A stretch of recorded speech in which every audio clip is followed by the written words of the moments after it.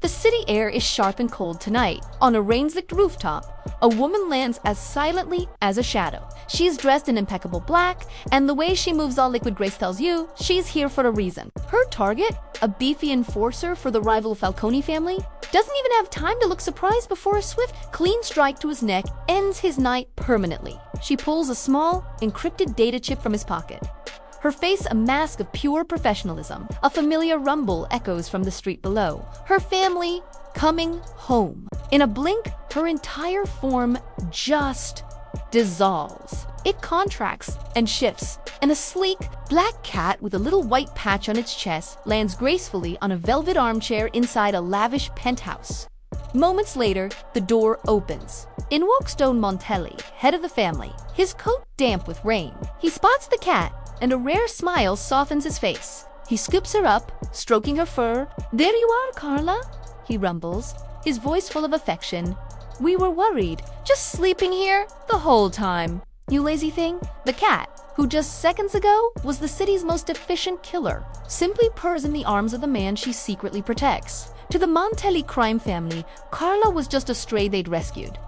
Now, she was the household's silent, furry ornament. She was the one constant in their dangerous lives, a symbol of the very peace they fought to maintain. For Don Enzo Montelli, she was a comforting presence during late-night dealings. For his hot-headed son, Marco, she was the only creature whose silent judgment could cool his temper. And for Sophie, the Don's sharp and observant daughter, Carla was a confidant, the keeper of secrets whispered into soft fur. The family absolutely adored their quiet little pet, completely clueless that she was also their greatest protector. This double life was Carla's secret. Her ability to shift between a human assassin and an unassuming cat was a power that made her an invaluable, if unknown, asset. Shapeshifters like her are the stuff of old world legends whispers of spirits who could walk as both beast and human. Some stories call them guardians, others tricksters. For Carla, it was much simpler. The Montellis gave her a home. In return, she gave them her undying, unseen loyalty. But the Montelli empire was starting to show cracks. Whispers about the ruthless Falcone family encroaching on their territory were getting louder.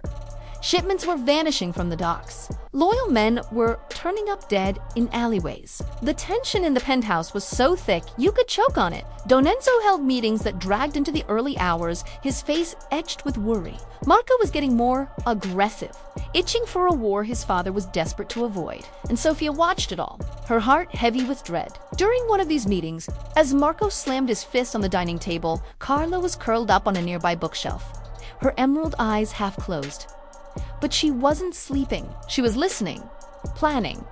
The threat was closer than any of them knew, and it was time for her to get to work. Carla slipped out of the penthouse that night, a black shadow melting into the city labyrinth. In a darkened alley, a few blocks away, the cat was gone. In its place stood a striking woman with the same intense, feline eyes. This was her other self. The persona she used to move through the human world, a mysterious figure the underworld knew only as the ghost.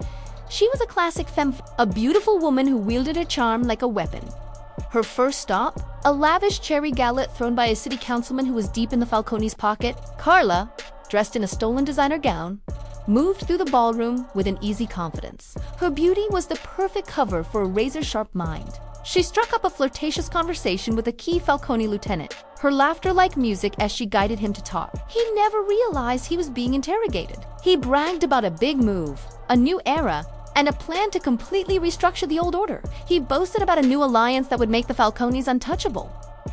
He thought he was seducing her. In reality, he was sealing his family's fate. The intel pointed to something much bigger than a simple turf war. This wasn't just an outside threat. The rot was coming from inside the Montelli family itself. Someone was feeding the Falcones information, orchestrating their decline from within. The missing shipments, the dead soldiers, it all screamed inside Job. A betrayal designed to cut the head off the snake.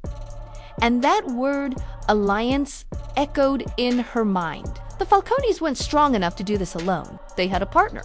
Carla's investigation became a maze of lies. As a cat, she was invisible, silently observing in rooms where deals were struck. She'd curl up under tables, her ears picking up every hushed phone call. In her human form, she charmed secrets out of everyone from low-level thugs to Harankan capos. And slowly, the pieces clicked into place, forming a horrifying picture. The Falcone's endgame was set for a dinner party hosted by Don Montelli himself, supposed peace summit. The Don, a man of old school honor, actually believed he could negotiate a truce. Carla knew it was a trap. That evening, as the rival families gathered, the air was thick with fake smiles and veiled threats. Carla, back in her cat form, weaved between their legs like a furry ghost, while the men toasted a peace none of them believed in. Carla's focus was on one person, Luca Donenzo's most trusted advisor, the man who was like an uncle to Marco and Sofia. Under the table, she watched as Luca subtly slid an ornate dagger from his boot. He was getting in position. He was the traitor. Just as she realized this, a gasp came from the doorway. It was Sofia. She'd been watching the cat, a strange feeling of unease washing over her. She'd noticed Carla's weird knack for being around at critical moments, her unnerving intelligence, and then she saw Ida flicker in the shadows under the table. A brief, impossible shimmer where the cat's legs seemed to stretch, to become something not quite feline before snapping back. Their eyes met. Sophia's were wide with shock. Carla's held a desperate, urgent plea. Sofia didn't know what she'd just seen, but she understood the warning in the cat's eyes as they darted from Luca to her father. Her cover was blown, but there was no time. The coup was happening now. She couldn't transform in a room full of mobsters, and a cat can't stop an armed man. She needed a diversion, a shocking one. With a burst of speed, she leaped onto the dining table. Women shrieked. Men cursed as the little cat landed right in the center, sending plates and glasses flying. But her movements were deliberate. She locked eyes with Luca, let out a hiss that sounded completely unnatural, and launched herself directly at his face. The attack was so sudden, so bizarre, it stunned the room into silence. Luca cried out, stumbling back, trying to claw the furious animal off him. The dagger, forgotten, clattered to the floor. "Carla! Get down!" Duenzo yelled, his face a storm of confusion. But it was too late. In the chaos, Marco saw the glint of steel on the marble. He saw Luca, his face pale with panic, reaching for it. The betrayal slammed into place.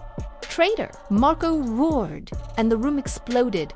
The Montelli guards, fiercely loyal, sprang into action. The Falcones, their plan shot to hell, were hopelessly outnumbered. The fight was bloody, but it was over in minutes. Luca was captured, his treachery exposed. The Falcones were disarmed and humiliated, their power play shattered. In the aftermath, as guards dragged the traitors away, the family tried to make sense of what just happened. They figured Marco's quick thinking and the freak cat incident had saved them. "I can't believe it," Duenzo said, shaking his head. "That damned cat saved my life." He let out a deep, relieved laugh. Carla, who had slipped away in the fight, reappeared and rubbed against his leg, purring. Her role as the silent guardian was safe. Later that night, Sofia found Carla curled up on her bed. She quietly closed the door and sat down, stroking the cat's fur with a new kind of reverence. She didn't have all the answers, but she knew. She knew their pet was something more, something powerful. "Thank you," Sofia whispered, the words holding an entire universe of meaning. Carla looked up, her intelligent green eyes seeming to understand everything before closing them to go back to sleep. The family was safe. Her secret was safe. And the quiet protector of the Montelli household resumed her watch, a deadly spy hiding in plain sight. The world is full of secrets, but some are hidden better than others. For the Montelli family, their biggest secret was the one purring on their lap, a constant reminder that the most unassuming creature can be the most dangerous weapon. The line between pet and protector was one Carla walked every single day, making sure her family stayed on top. If you enjoyed this trip into the shadows, you know what to do. Hit that like button, subscribe for more stories like this, and ring the notification bell so you never miss an update. We'll see you in the next one.